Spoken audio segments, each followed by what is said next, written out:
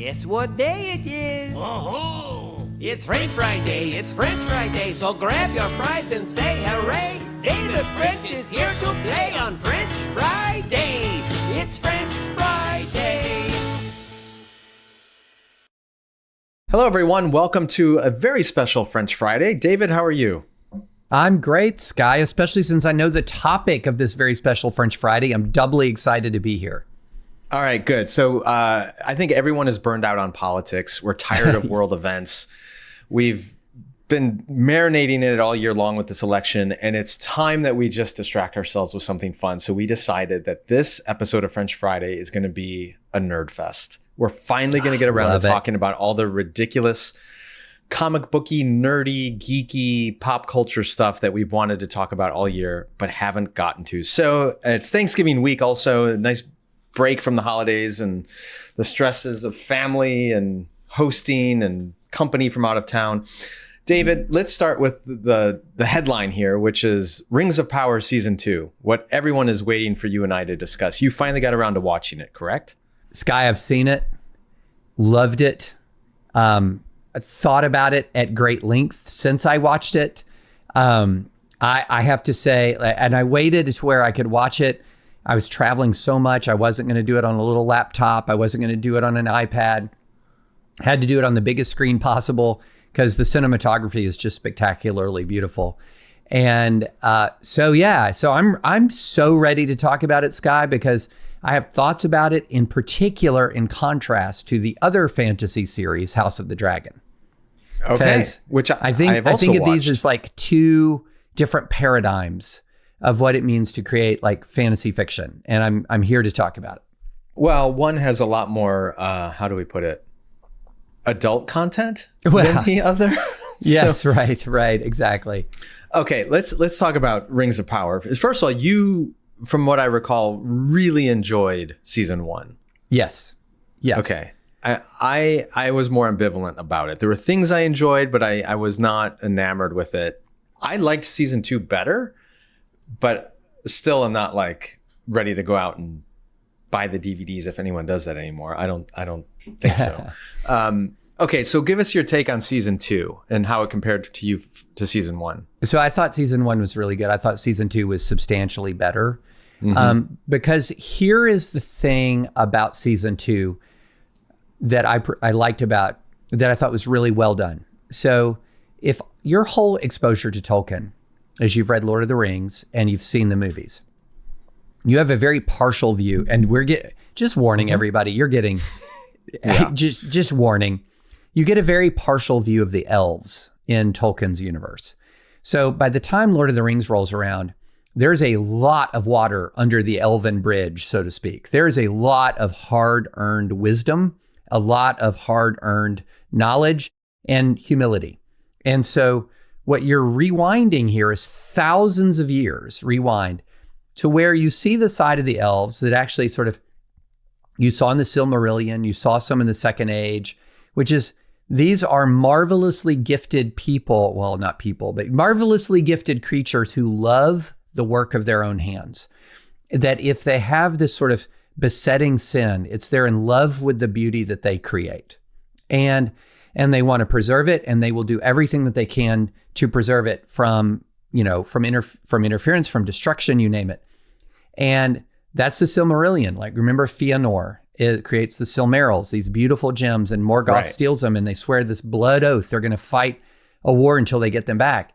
You see this with Celebrimbor. What does he want to be? He wants to be an elven smith greater than Fëanor, right? And so Sauron plays on that, and he plays on that. And you see that sort of fierce pride in Galadriel, right? And so a lot of these things, you're seeing that side of the elves that by the time thousands of years later in Lord of the Rings, really there's more of a sadness or weariness that you sometimes see. There's like kind of a lament around the elven world. Whereas at this point, there's still that ferocity, is a good way of putting it. And so I think they do a really wonderful job of conveying what is some of the deep truth of Tolkien, which is there's sort of no category of created being that in their own strength and their own knowledge is entirely good or good enough to overcome evil. And I think that that's a great a strand within season 2 that I thought was just very, very well done. I agree. I agree with that entirely. I felt like the strongest part of the season was the narrative between Celebrimbor and Sauron and the way he's deceived, the illusion that he lives within, the way he's manipulated into creating these rings of power. All of that I thought was so interesting. And even the relationship between the elves of Eregion and the dwarves of Moria, like that's an interesting. There were some parts I could quibble with, but overall I thought that was the strongest part. And my beef with season 1, which continues for season 2, is I almost feel like the showrunners have bitten off too much. It felt to me like if they had just focused on the story of Eregion and Moria, of the elves and the rings, that's plenty. Right. But you get pulled off into Numenor, which felt like a sideshow this season. Like it was just, you dabble in that a little bit, and then you get pulled into Rune and these other lands where you have these pseudo hobbits and these wizards and it felt like a distraction. And if I don't know, if I were Jeff Bezos in charge of the billions of dollars he's throwing at these projects at Amazon, I would have almost preferred that they do, I don't know, a 2 or 3 season show just about Eregion and the elves, and then a separate show just about Numenor and the downfall of that place. And it just felt like you didn't do anything super well because you kept getting pulled off in all these side stories, and it feels too grand to pull off in the show. Does that make sense? Yes, absolutely. I'm going to offer a mild, here's the dissenting opinion to that. So see what you think. Every season has had a major theme and a minor theme so far. And I felt like when I was watching the season, you had the major theme of Eregion and you had the minor theme of Numenor, minor theme of Rune. And the first season, you felt like you had the major theme much more was in Numenor. That's where Galadriel was. You had a major theme in Numenor, and then the minor theme of the sort of the drama in Lindon, less in Eregion, but Lindon, and you were introduced to Moria and you're introduced to the Harfoots. So, and I've heard from the showrunners that every season is going to be like that in their mind. There's a major theme and a minor theme. And so knowing what we know about the Second Age, Skye, you and I, we know there's stuff coming up that they're going to have to really focus and drill down on. And one of the big themes of the Second Age is the fall of Eregion and the creation of the rings. Mm-hmm. Another big part of the Second Age is, just warning, spoiler alert to everybody, the fall of Numenor, right? And that's a big thing. So that's going to have to be a theme, that there's the last alliance of men and elves. There's all of these various elements of the Second Age. We've already had the introduction of the fall of Moria, maybe, and so, Durin's Bane has been awakened, right? And so there's a lot of elements where you're going to see the major theme and minor theme. And of the shows that have handled that the best, I thought the Game of Thrones and that sort of original, the first 6, 7 seasons, they really did a major theme, like main quests, side quests was sort of always a part of it. And I don't think they've pulled it off. I agree with you. I think that's the weak point of the show. I think they've not pulled off the main quest, side quest as well as they can.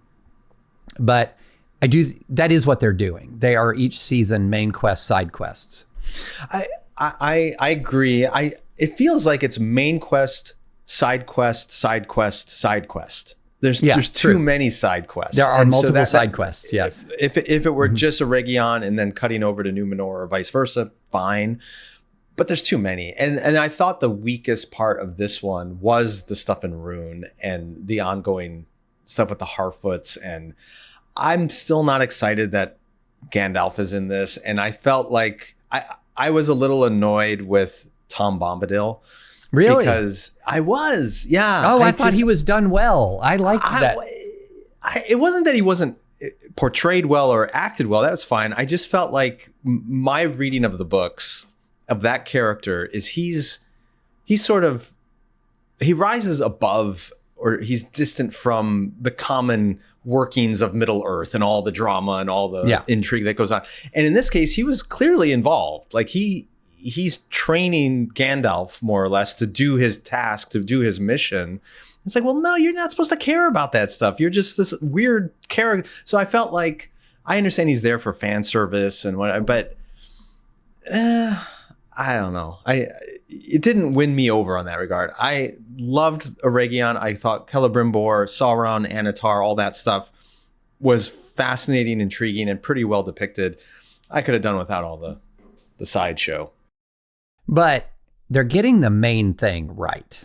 And so the main thing they're getting, in my view, like this is my view, they're getting the main things. And the main things are, what are the elves like? What are the dwarves like? You know, what was Sauron like before I said Sauron like before the War of the Ring that we saw.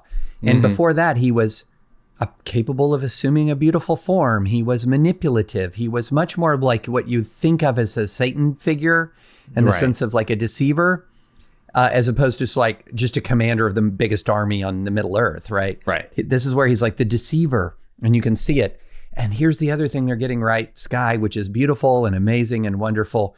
Remember the exchange between Sauron and Celebrimbor at the very end.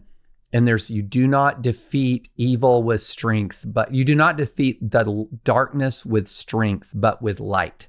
And if that is not Tolkien to the core, I don't know what is. And it was so beautifully stated and so beautifully said, like in the context, like it literally brought tears to my eyes. Like, this is it. This is what we're talking about here. I thought that was just marvelous. And I'm willing to overlook a lot of like kind of weird moments with the Harfoots or whatever, because the main thing is the main thing. And I think that that's what's beautifully done about it. I totally agree. And I love the moment. It must be in the last episode, or maybe second to last episode. I saw it a while ago. That moment where Celebrimbor realizes he's been deceived. Yeah. And he understands the terrible mistake he's made. And even the awareness that on some level he knew he was being deceived and he went along with it because he wanted this the pride, exactly. And it reminded me of Bridge on the River Kwai. At the very end, when Alec Guinness has that realization of what he's done in building this bridge that helped his enemies rather than his own, like that, those moments in cinema or in storytelling are always so potent when the person accomplishes something great, but then realizes they've accomplished it for the wrong side. Yes.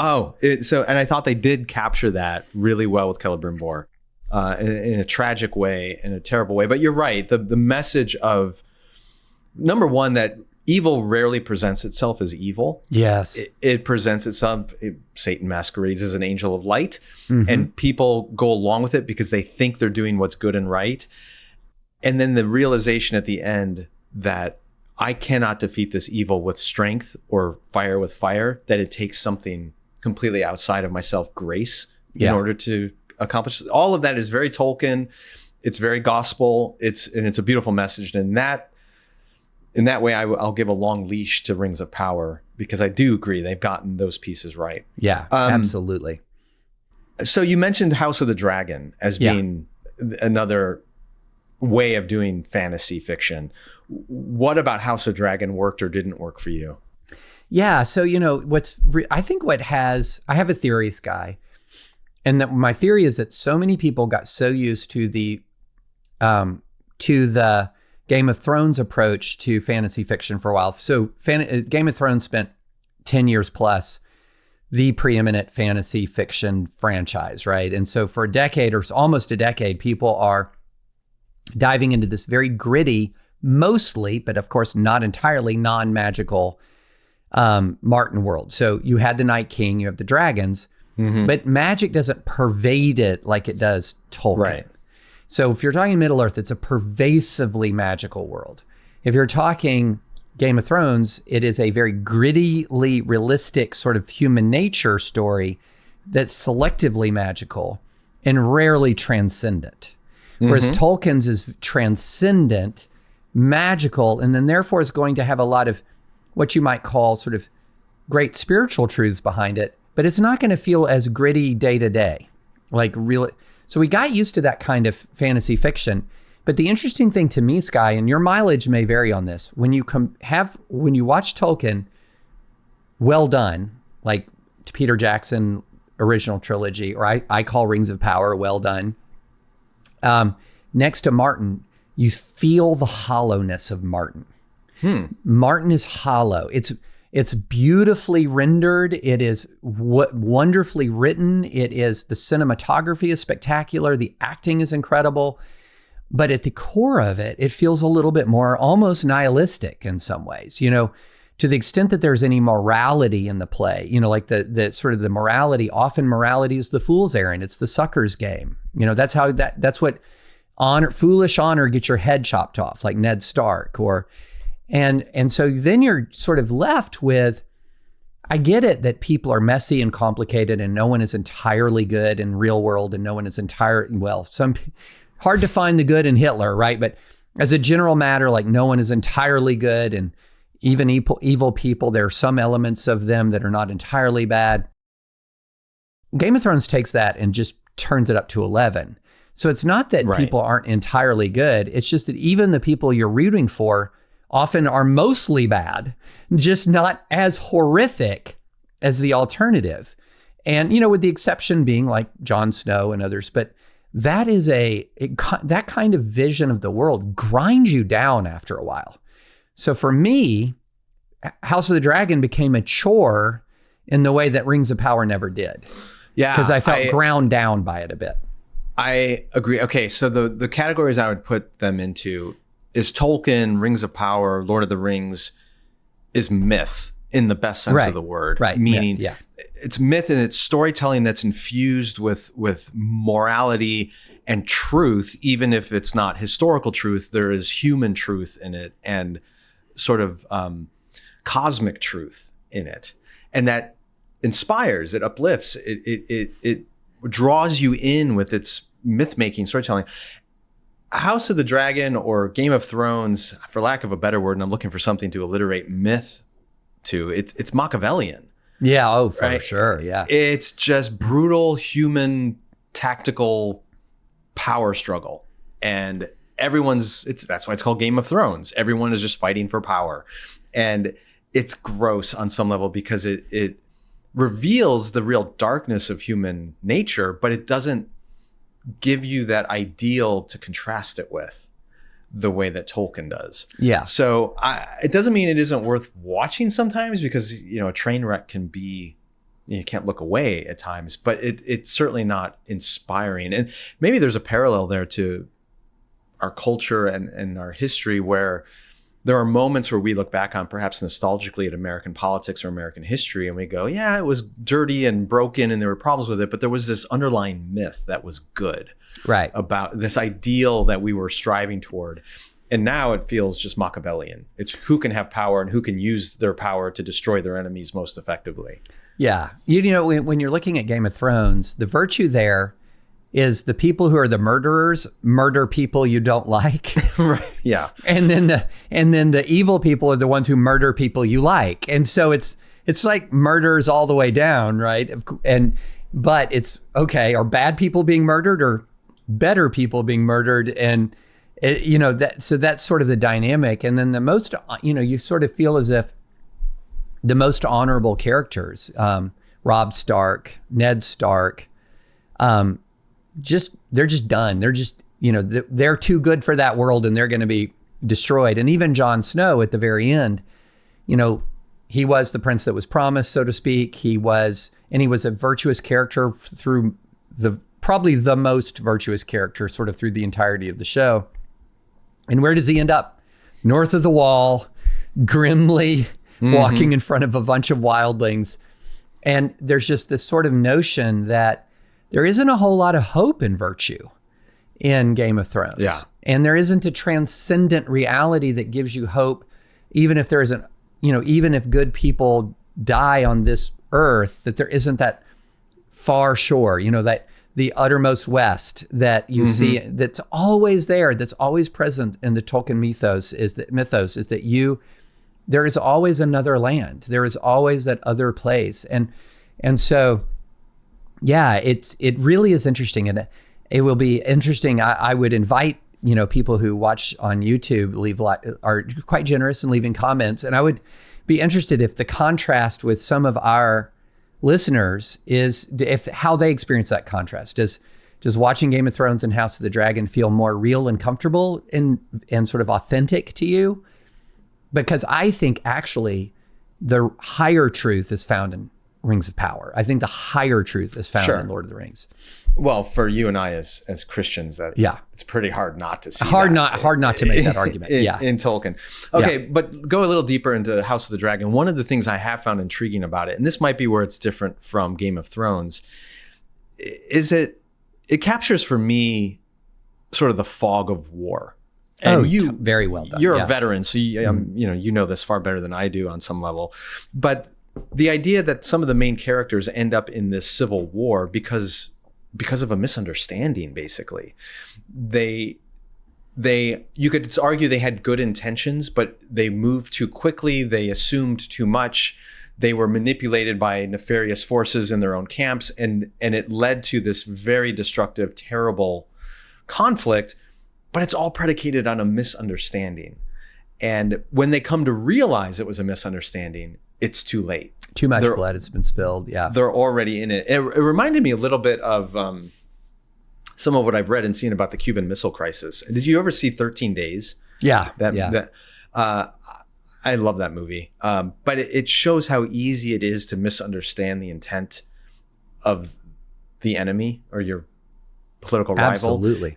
And how there are forces that will try to manipulate you into reacting or perhaps overreacting to that misinterpretation. And once you do, it's over. Too late. You can't pull it back. And House of the Dragon kind of captures that really well. So there are terrible characters throughout, but even the ones that aren't terrible end up becoming terrible because they're manipulated and they don't have wisdom before they act. And it's tragic in that way. In that sense, House of the Dragon feels very World War I-y to me. Mm-hmm. In the sense of a series of dominoes fall. Right. That some of them, because malign actors push the domino. I mean, nobody should underestimate the ambitions of Imperial Germany at that period in time. But they all end up in a war that was not what they wanted. That this was not the thing at the time, the place, whatever. And now I'm not going to say nobody wanted it. Obviously, there were some people who wanted it and pushed it. But when you look at the chain of events, one after the other, after the other, after the other, you feel like there were 7 different places, 10 different places where the dominoes could have been stopped, where rational intervention could have stopped the dominoes. And that's why, for me, World War I is both one of the most fascinating wars to study. And in many ways, it's actually emotionally draining to study World War I because it was so avoidable in many ways and so dreadful.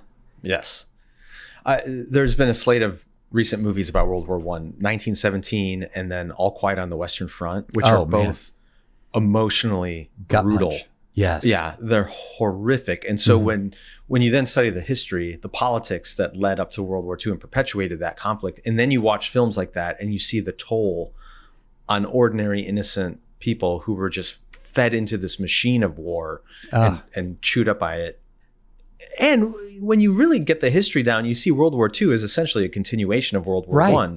The unresolved resolutions is a contradiction, but things that weren't resolved from World War I that end up spilling over and becoming World War II, and the dramatic shift that turns world history on, it shows how nearsighted we are as a species. We just don't see what it is we're doing in the moment we're doing it. Yeah, if you're a World War II buff, like just, a lot of, I'm not going to say it's gender exclusive, but like it's a stereotypical dad thing. There's a certain point age at which all of a sudden, maybe you start with, one of the seminal World War II books, and then you just start going down the rabbit hole, right?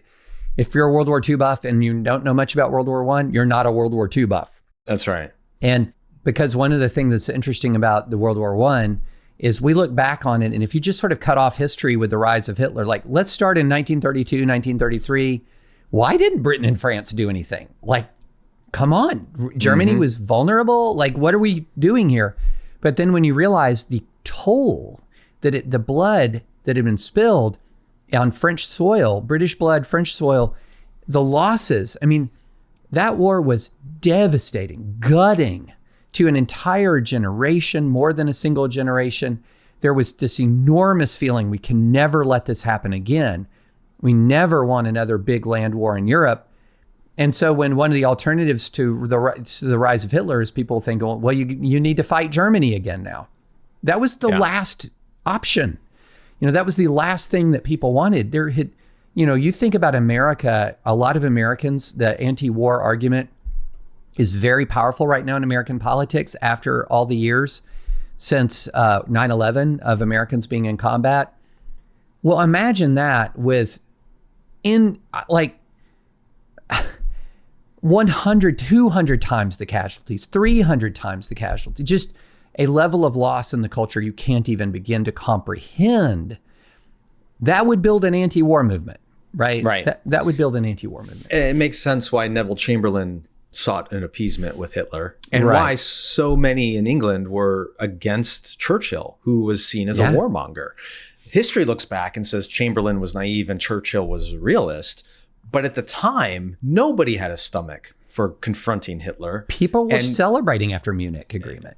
That's right. And Churchill seemed like he was just a saber rattler unnecessarily. But anyway, we could bridge that into contemporary issues and what's going on in Ukraine and Putin and all that. I'm not going to do that. I'm not going to do that. I want to move on to some other releases from 2024 that we haven't talked about or not enough. And what comes to mind is Dune Part 2 and the current series on HBO Max, Dune Prophecy, which is only a couple episodes in right now. But obviously, we both love Dune. We both love Dune 2.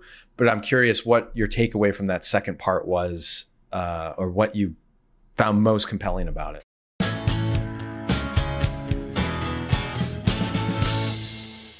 This episode of The Holy Post is sponsored by Hiya Health. Hey, do you have kids? Do you care about their health? Of course you do. Most kids' vitamins are basically candy in disguise, filled with 2 teaspoons of sugar, unhealthy chemicals, and other gummy junk kids really shouldn't be eating. That's why Hiya was created, the pediatrician-approved, super-powered, chewable vitamin for kids. 0 sugar, 0 gummy junk, yet they taste great and are perfect for picky eaters. Hiya fills in the most common gaps in modern children's diets to provide the full body nourishment our kids need with a yummy taste they love. And we've worked out a special deal with Hiya for their best-selling children's vitamin. Receive 50% off your first order. To claim this deal, you need to go to hiyahealth.com/holypost. This deal is not available on their regular website. Go to hiyahealth.com/holypost and get your kids the full body nourishment they need to grow into healthy adults.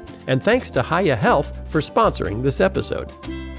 Today's episode is sponsored by Our Place. At The Holy Post, we love working with sponsors who want to make the world a better place. We've all been trying to cook healthier, but what if your kitchenware is part of the problem? Most non-stick kitchenware uses forever chemicals, like Teflon, that are under global scrutiny for their impact on the environment and on us. Our Place is a mission-driven, female-founded brand that makes cookware, kitchenware, and even countertop appliances that are completely free of forever chemicals. Even better, I'm kind of a design buff, and Our Place's pots and pans are the best darn looking pots and pans I've ever seen, honestly. And you've got to see their Wonder Oven, a combo air fryer toaster oven that looks like a work of art. Seriously, you need to check out these gorgeous products. Make your kitchen healthier and way better looking. Go to FromOurPlace.com and enter the code HOLYPOST at checkout to receive 10% off everything on their site. Our Place offers a 100-day trial with free shipping and returns.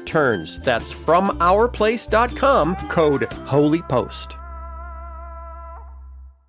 Yeah, I mean, I thought Dune Part 2, even, now I'm going to say this, and nobody string me up for this.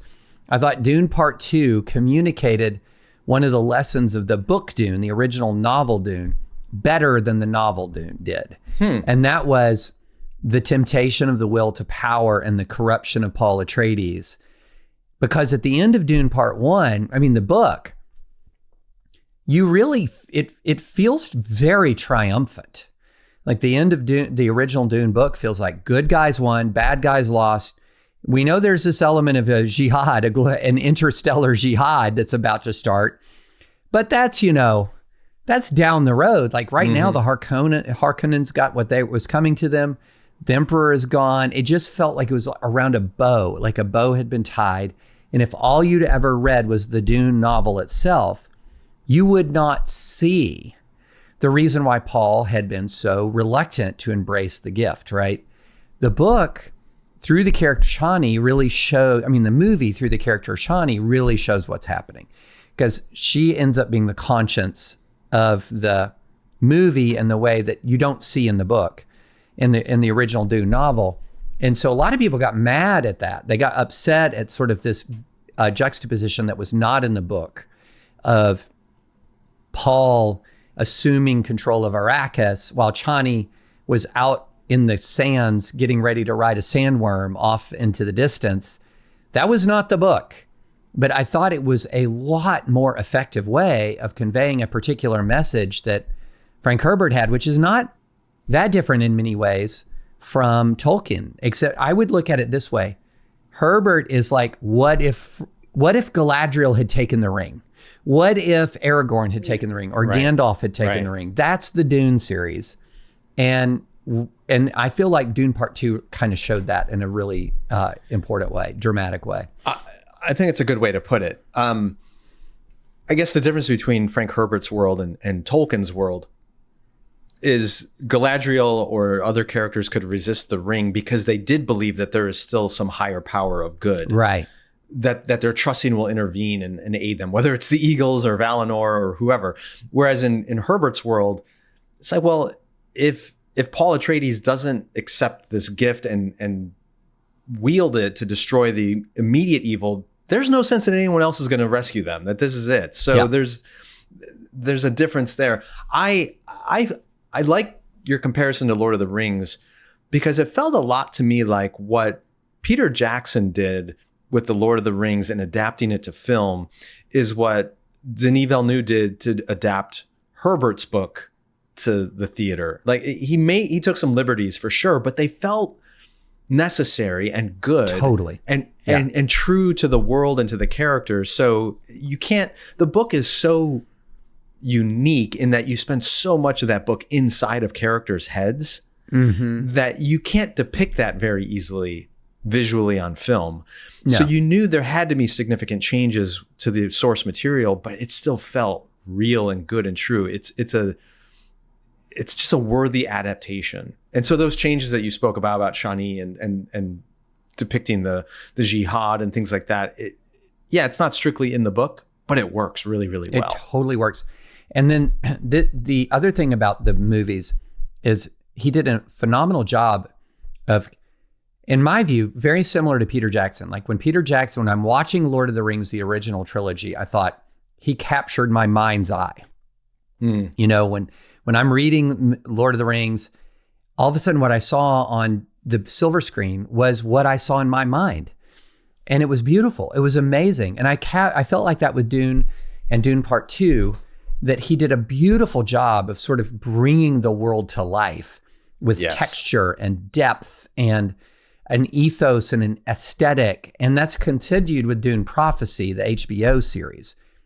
It has the same ethos, like aesthetic, ethos, everything. It's seamless almost. It's like it's the same people, even when it's not. Right. The production design is fantastic in these things. It reminds me of when I was a kid, the original Star Wars trilogy, which had this gritty, dirty, used sci-fi universe. Yeah. Where the spaceships had like oil leaks on them and dust it wasn't all over them and they're dirty. Yeah. It didn't have this clinical sterility that you saw from space TV shows at the time, like Star Trek and elsewhere. Like it was gritty and it felt a used, lived-in future. And Dune, it has that grittiness to it, but it's just so, I don't know, it's brutal and massive and stunning. It's just a beautifully designed film. And I agree, the Prophecy show, just a little bit into it, it has that, it keeps that really faithfully, and it's beautiful to watch. I mean, we'll see how the story unfolds, but so far so good. Okay, what else have you seen this year, David? We haven't touched base on a lot, but what else stands out to you as like exceptional nerd culture artifacts from 2024? Well, you know, we're already into season 2 of Silo. I am too. Yeah. Yes, I think Silo is phenomenal. But I will tell you the show that like stuck with me, that in the sci-fi genre, Dark Matter on Apple TV Plus. I haven't watched it. Oh, okay. Well, we'll terminate the conversation there, but I will say it absolutely did a beautiful job of taking. Very rarely do I have any interest in the multiverse concept. Like, yeah, it always annoys to me. It feels like a crutch. It feels inauthentic. It's just, this one did it right. Like, if you're going to do it, this is how you do it, because it demonstrated, it showed all of the problems with the whole concept to begin with, and sort of what, if you actually think that concept through, what are the ramifications for it? And that's what the show sort of really does, unlike the way Marvel handles the multiverse, where it just tends to lower the stakes. You know, if Scarlet Witch from Earth 723 dies, well, so what, right? I mean, there's Scarlet Witch from 1,000 other Earths. You know, it just really lowered the stakes so much. And then this actually did the opposite. It was very well done. And so I think you, Skye, and because it's, you know, Apple TV Plus has done a really tremendous job in science fiction. You know, I don't know if you've seen the Foundation series, but no. The Foundation series is out very, very well done. Now, it's almost no resemblance to the books, almost no resemblance, but it is beautifully done, very well done, absolutely compelling television. So those have been two of the Silo, Dark Matter, Foundation have been some of the nerd TV that I really dived into in 2024. Okay, I haven't seen 2 of 3 of those, but I have seen Silo, and I think the conceit of the show is fascinating to begin with, and I just started season 2. But I think all these shows that we've talked about and movies that we've talked about so far, what they share in common is they don't sacrifice character for spectacle. Yes. And that's always a temptation in sci-fi fantasy. Totally. But Silo, in a way, is a very small story. Yeah. Literally contained in a silo. But it's the characters and the relationships and the drama is so well written and portrayed and acted that it works. So, all right. I appreciate those other recommendations. Have you seen The Penguin? Not yet. Not okay, yet. That's on your list, though? Well, it is. It is on the list. It's not super high priority, but okay, it's definitely it's not sci-fi fantasy for sure, but it is kind of comic book adjacent. Although, yes, it does not feel at all like a comic book show. There's it's much more of an organized crime show, right? Exactly. Yeah. I mean, there are no superhero appears in it. But first of all, Colin Farrell deserves an Emmy for his acting in this. He is absolutely amazing. And it is worthy of like a Martin Scorsese kind of mob drama. And it's another one of those shows that the character development is so good. And not just his character, but a bunch of the side characters go through an arc that is incredible. And the flashbacks, again, I don't want to spoil it for you, but there's a couple of episodes where the Penguin is depicted when he's like 10 or 13 years old with his family of origin. The kid who plays him deserves an award, but it is so well developed and written. I did not anticipate this. I saw the Batman. It was fine. It was super dark and gritty and whatever, but I didn't particularly fall in love with the universe. And so I was not super excited about watching the Penguin, but I couldn't stop watching. It was that well done. It's so good. I've heard nothing good about it. But let me go back to Silo for a minute, because I do think there's something really interesting about Silo. So the conceit of the show, without giving anything away, is it just starts with a whole bunch of people living in a big tube underground. Think of it as like a missile silo. 10,000 people or something? Yeah, like 10,000 people living in this underground chamber that looks like a biggest missile silo you've ever seen. It's got many, many layers and levels. And you don't really know why. You just can know and assume that something terrible happened. Otherwise, they wouldn't be there. But for the place to exist and for the people to live, they have to have some pretty rigid kind of rules and standards. Otherwise, the people, just imagine being underground with 10,000 people. How do you prevent them from kind of killing each other? How do you prevent them from trying to run outside if outside is a danger? How do you do this? And it's really fascinating to see, okay, what if you kind of construct a mythology what if you construct a mythology and the mythology provides a belief system and a structure around which people can wrap their minds? But how does the mythology have to be real? Do you have to? Yeah. How real does it have to be? It's really well done in that way. And then plus the lead actress in it is the same person who plays the Lady Jessica in Dune and Dune Part 2, Rebecca Ferguson. And she's just phenomenal. She's really, really good. Yeah, it is a great study on community beliefs and what happens when someone starts to question or doubt those beliefs, or if there's tiny bits of evidence that emerge that put cracks into those beliefs. So it's as much about community psychology and belief as it is about sci-fi or, which all the best sci-fi is yes. The setting is sort of the window dressing for the core of what the show is about, or the core of what the book is about. Which is what myth making does, is it takes fantastical settings and characters and situations to tell a deep human truth. Okay, before we wrap up, I want to talk about what you're looking forward to in 2025. Is there a show, a movie, or something that's even out now you haven't seen yet that's like, oh, I can't wait to get in front of that thing because I'm super excited and potentially disappointed by whatever it is? I gotta say that there's nothing that's like I'm marking the calendar for. I feel like 2025 might be a bit of a lean year because House of the Dragon, the time between these House of the Dragon and Rings of Power seasons is usually more than a year.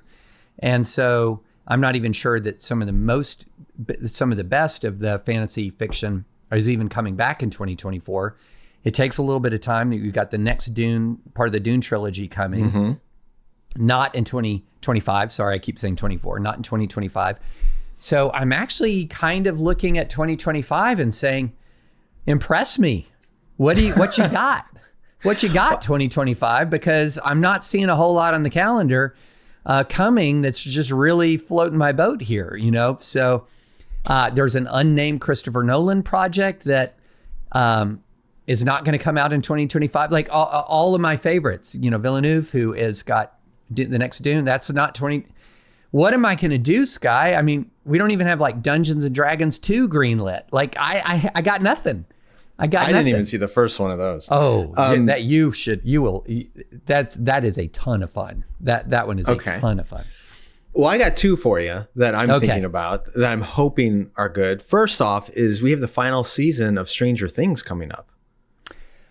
Yes, true. Have you liked Stranger Things, or is that? I've loved it from start to finish. No, I've really enjoyed it. Although I'm so wondering what they're going to do next. I'm very curious about that because it's really hard when you've had a great series like that. It's really hard to land the plane successfully and in a satisfying way. I mean, how many great series have there been where you're just disappointed with the ending? So, I hope they stick the landing for sure. The other one you're probably going to roll your eyes at me, but I have been a huge Superman fan since I was a little kid when Christopher Reeve did, the original Richard Donner Superman movie. And I've just been perpetually disappointed by that character. Really? In film. Man of Steel was like, and I know you like the Batman v Superman stuff and Justice League and all that. I never cared for it. And James Gunn has a brand new reboot Superman movie coming out in July. And the stuff I've seen, apparently a trailer is supposed to be coming out pretty soon. What I've seen from behind the scenes footage of it looks hopeful and brighter and more not as gritty and dark and kind of depressing. I feel like Man of Steel took its cues from the Dark Knight trilogy, which is brilliant. I love the Dark Knight trilogy and Nolan, but I felt like they took those cues, which were really, really good for Batman, and applied them to Superman, and it doesn't work as well. So I'm curious to see what James Gunn does with this character, and he's saying it's not going to be goofy, funny the way Guardians of the Galaxy is or some of the other superhero stuff he's done. It's true to the Superman character from the comic books. They have revealed that Crypto is in it, Superman's dog, which is like, how do you do that without being downright corny? But I'm hopeful. I'm not saying it's going to be good. I'm just hopeful. So that's the one I'm really excited about this summer. I am not as excited because I loved the Zack Snyder, Henry Cavill Superman. Loved it. I thought Man of Steel is the most underrated superhero movie. Really? From the score to the visual effects to the actual way Henry Cavill played himself as Superman, I just thought it was phenomenal. So I'm looking forward to it, but I'm not circle the calendar looking forward to it, because I would be if you had Henry Cavill still in the role. I think I would be looking forward to it more, just because I thought he was phenomenal in the role. Mm-hmm. But I'm very open. I'm not skeptical. I think James Gunn's super talented. I'm looking forward to it. It's just that when I saw Man of Steel, I thought, okay, first time since Superman 2.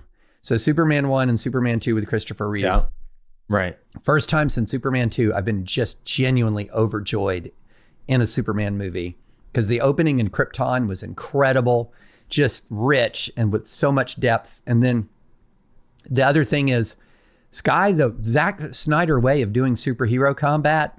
Now we're getting super nerdy. Yeah. Like, if you actually had, it's so destructive. It's just so destructive. And then I thought it nicely rolled into Batman v Superman, like that scene where Batman is looking at the destruction of the city. And I have to stop this. I have to do something to keep this from happening again. Makes so much sense. So it just felt much more real. Fine. So. Okay, that makes sense. But the fact that they stopped beating each other up because they both have mothers named Martha is just dumb. I'm sorry. Well, I mean, nothing's perfect, Skye. Nothing's perfect. Minor hiccup here. I was super excited about Man of Steel, and there's things I do like about that movie. I just feel like overall the Superman character is supposed to be more bright and hopeful and uplifting, and the Snyderverse Superman is dark and brooding, and it was the era. I get it. Actually, they filmed a lot of that not very far from here, just down straight west. And I came into the Starbucks here in downtown Wheaton one morning, and the barista was like, if you were here 3 minutes earlier, Russell Crowe was just in here, because he would ride his bike on the Prairie Path and he'd stop in Wheaton and get his coffee at this Starbucks. I just missed him. So yeah, all that was filmed not far from here at all. Oh, that's amazing. David, I always enjoy geeking out with you a little bit and talking movies and shows. Thank you for indulging me a little bit at the end of the year here. I hope you have a nice Thanksgiving. Are you guys going to be in town in Nashville? Are you going out of town? What's your plan? We're going to be in Nashville the whole time, and jump down to Alabama with my family, my side of the family. But yeah, we're going to be here locally, and it's right now is a miserable fall day, but it looks like the rest of the forecast is going to be a beautiful fall, a beautiful Thanksgiving, at least as of now. But I know you're up in Chicagoland, Skye. What are your plans? Yeah, no, we're here with family, and the weather's miserable, as it should be in November in Chicago, but that's okay. Put on a fire, eat too much food, watch football. It's all good. For everyone watching, listening, thank you for your support over this last year, for French Fridays, for Holy Post Plus, for all that we're doing. If you have shows, movies, recommendations, or if you completely disagree with our take on these things, let us know in the comments and tell us what you're excited about for next year. And maybe David will find something worth living for in 2025 and not just looking past to the next year and the other things that are coming out. So yeah, engage with us online. Maybe we'll interact with you a little bit and give you more thoughts on the stuff we like. David, thanks for a great year. Thank you for being with me for another Nerdfest. Oh, Skye, anytime you want to nerd out, we can do it until there's only 4 listeners to Holy Post left. Well, hopefully it won't come to that. Thanks, David. Thanks, Skye. French Friday is a production of Holy Post Media, featuring David French and me, Skye Jatani. Music and theme song by Phil Vischer.